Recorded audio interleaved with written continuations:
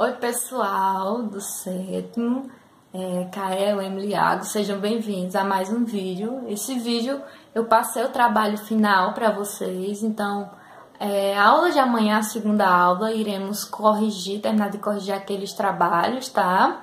Então, nessa aula eu deixei para vocês fazerem essa atividade de inglês, tá? Que é a nossa última atividade, nosso último trabalho, porque amanhã vocês têm geografia, aula de geografia, né? E aí a gente fica para amanhã vocês resolverem só esse trabalho de geografia para não ficar duas atividades, por 2 dias, né? Amanhã a gente resolver uma atividade de um trabalho de inglês e geografia. Eu preferi que vocês fizessem isso nessa aula, resolvessem esse trabalho nessa aula, para a aula de amanhã a gente ficar mais sossegado e só corrigir, tá? Para vocês corrigirem aí o trabalho de vocês e para vocês focarem mais no trabalho de geografia, já que temos aula de geografia ainda, né? E temos esse trabalho.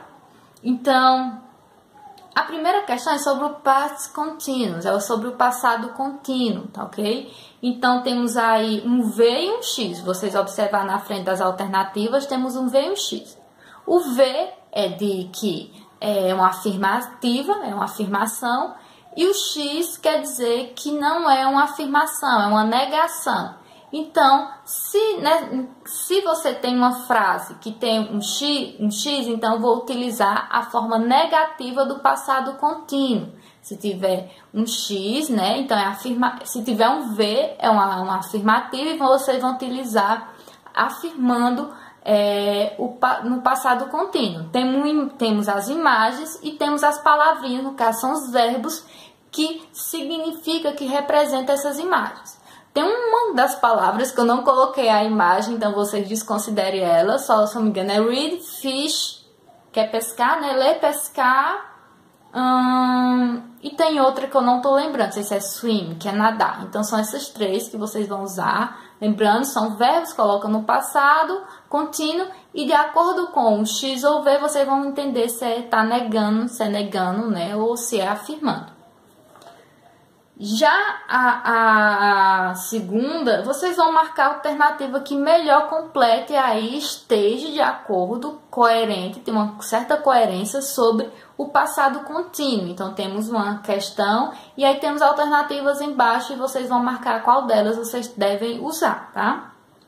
A terceira questão é sobre o while e o when, tá? É uma questão que vocês podem pesquisar, porque a gente não viu com tanta profundidade essa questão sobre o why e o when.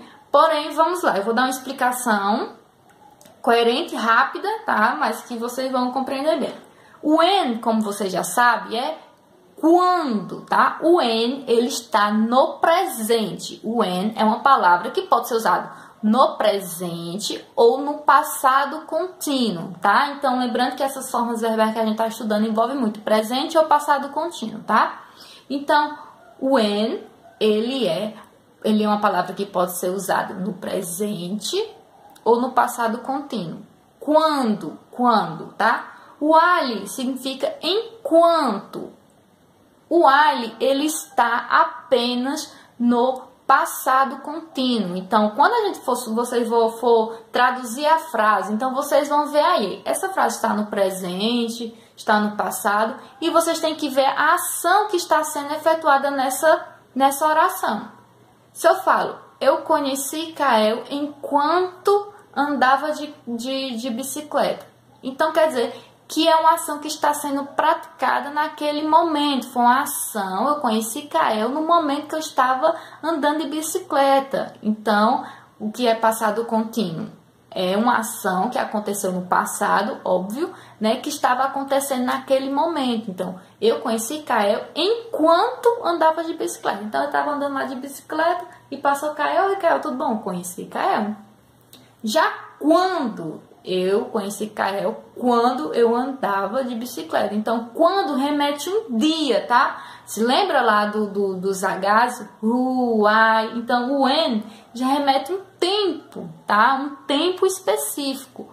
Quando, eu não estou dizendo dia nem nada, mas estou dizendo quando. Então, eu me remeto pensando que foi um dia específico. Eu conheci Kael quando andava de bicicleta. Então, lembrei que quando remete a um dia no tempo, tá? O while é enquanto. Estou praticando aquela atividade naquele momento. Se vocês tiverem dúvidas sobre essa questão, falem comigo que eu explicarei novamente, tá? E já a quarta também é sobre o passado contínuo e sobre o passado simples. Então, esses primeiros espaços que vocês vão preencher remete ao passado contínuo. Então, vocês têm que colocar ali na forma verbal, to be, né, junto com o verbo no passado contínuo. Já os simple past são referentes a essas últimas palavrinhas que tem que ser preenchidas, esses espaços, tá? Então, vocês vão colocar esses verbos apenas no passado contínuo. Observe se esses verbos são regulares ou irregulares. No passado contínuo, eu acrescento só o ing, independentemente se ele for regular ou irregular. Só vai ter algumas regrinhas aí que envolvem o final das palavras e tudo, que vocês já sabem. Só que no passado, no simple past, tem essa diferença, tá? Entre o verbo regular e o verbo irregular. Tá? Então, o verbo regular muda o verbo irregular no passado simples muda completamente sua forma de escrita. Já o verbo regular acrescenta só ali o ed dependendo do final da palavra, daquelas regrinhas. Então, observe bem. É um trabalho que vocês podem perguntar, vocês podem pesquisar. Não tenham preguiça de resolver, por favor. Às vezes eu reparo que vocês têm uma preguicinha de resolver, de pensar um pouco. Então, não tenha essa preguiça de pensar, tá? Em inglês é assim mesmo, requer um tempo e um esforço, tá? Só explicando mais uma vez essa terceira questão. O while é enquanto, é uma ação que eu estou praticando ali no passado contínuo. Eu pratiquei aquela ação no momento. Eu estava lendo um livro quando Emily falou comigo. Eu estava lendo um livro, eu estava lendo um livro aqui e de repente Emily falou comigo. Então, é uma ação praticada simultaneamente, no mesmo momento. Agora, eu estava lendo um livro quando Emily falou comigo.